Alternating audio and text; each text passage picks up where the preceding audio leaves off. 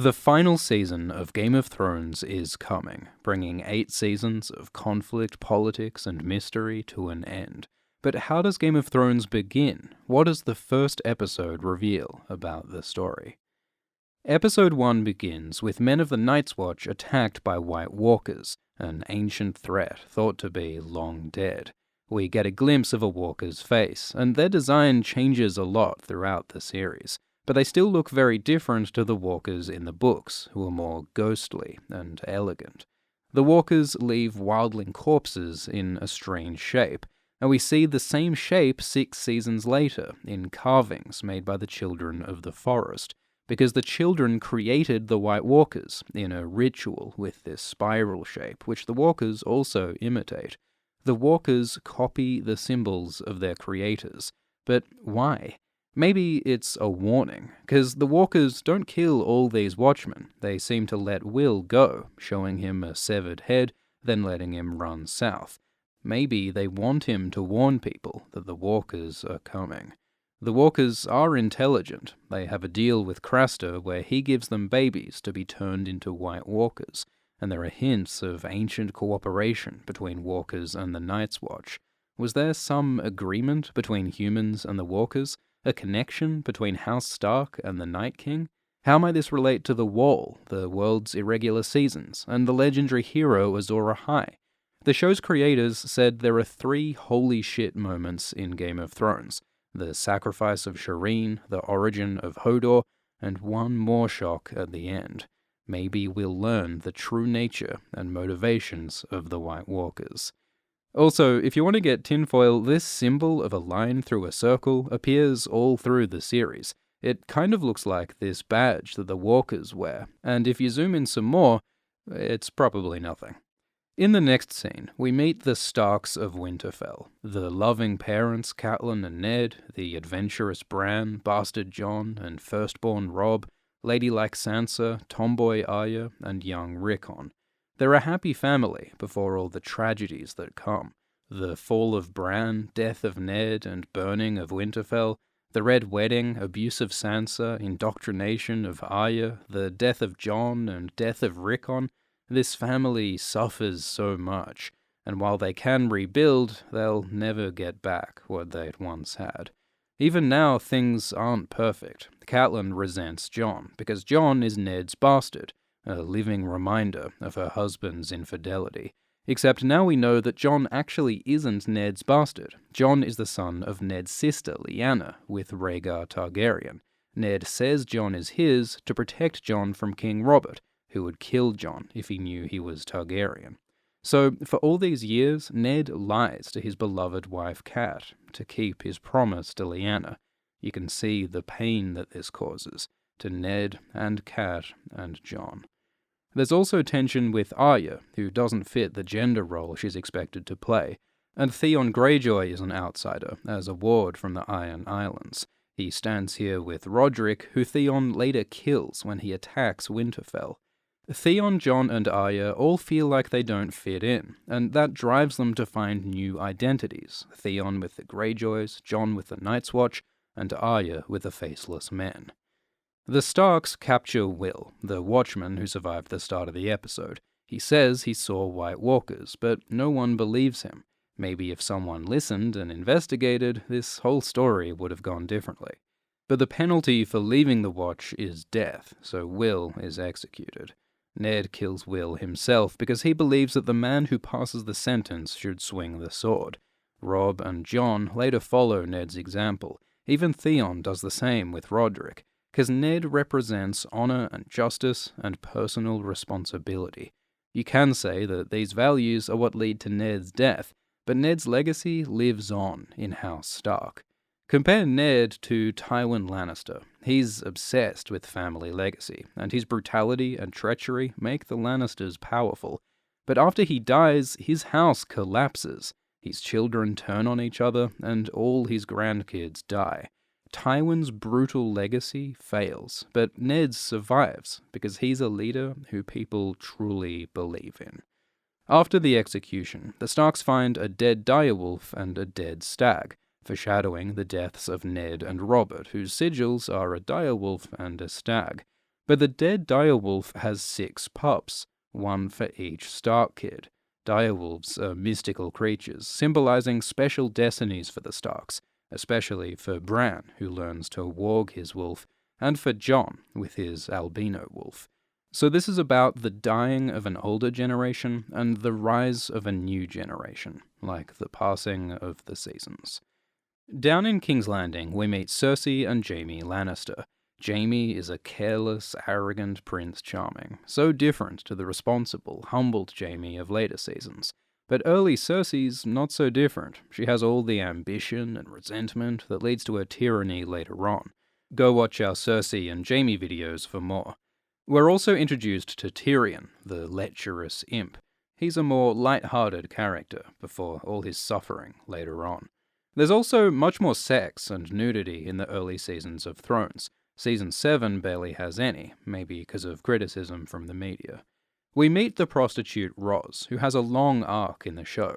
She moves to King's Landing, works for Littlefinger and Varys, and gives us the perspective of a common person among the nobility. Ros moves up in the world and climbs her way out of sex work, but Littlefinger finds out that she's spying on him and gives her to Joffrey. So Ros becomes another victim of the Game of Thrones. Back at Winterfell, we're introduced to another important character, Jon Snow's abs. These abs go through some complex character development, too much to cover in this video. King Robert Baratheon arrives, and he greets each of the Starks differently. He touches Ned, Catelyn, Robb, and Rickon, and all of these characters die, while the Starks he doesn't touch are still alive. Robert asks Arya what her name is, just like the Faceless men ask Arya what her name is when she's trained to be no one.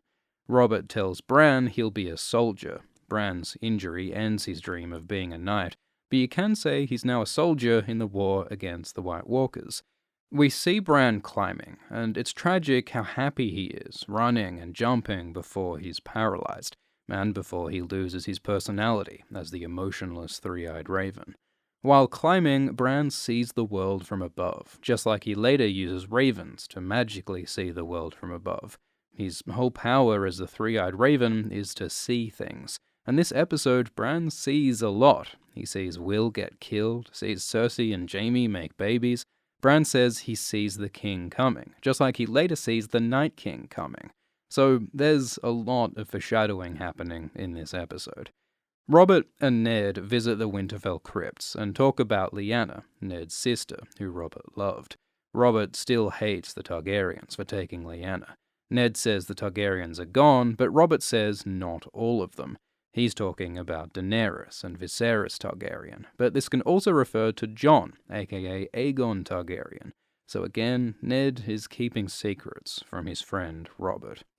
Over in the east, we meet the Targaryens, Daenerys and Viserys. Dany is meek and afraid, worn down by abuse from her brother. Showrunner David Benioff said Dany is little more than a slave this episode. Maybe this experience as a slave is what leads Dany to fight against slavery in later seasons. Daenerys takes a bath, and her maid warns that it's too hot, but Dany isn't hurt.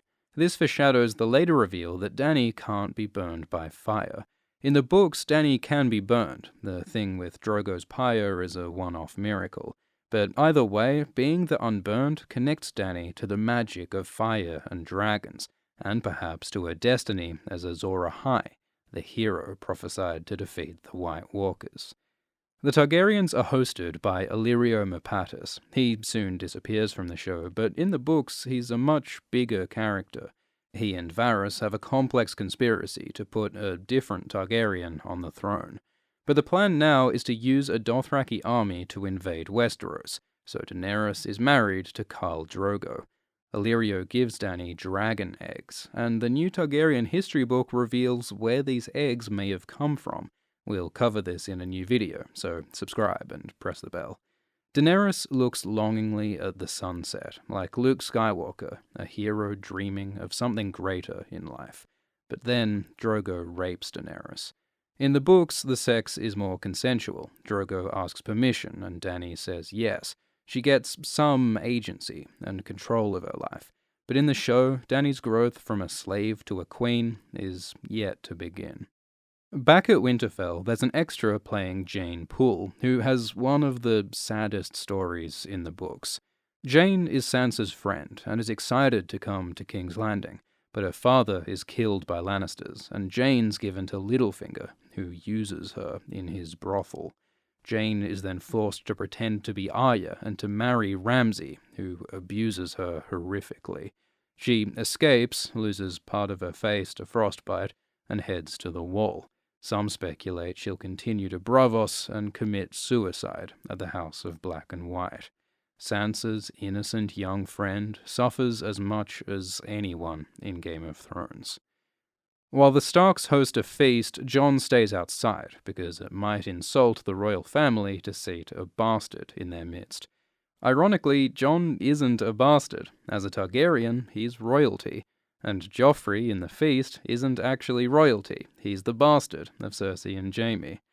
Jon speaks with Uncle Benjen, and Jon says he wants to join the Night's Watch, but Benjen warns him that'd mean not having a family and not fathering sons, and Jon might care about that if he knew what it meant.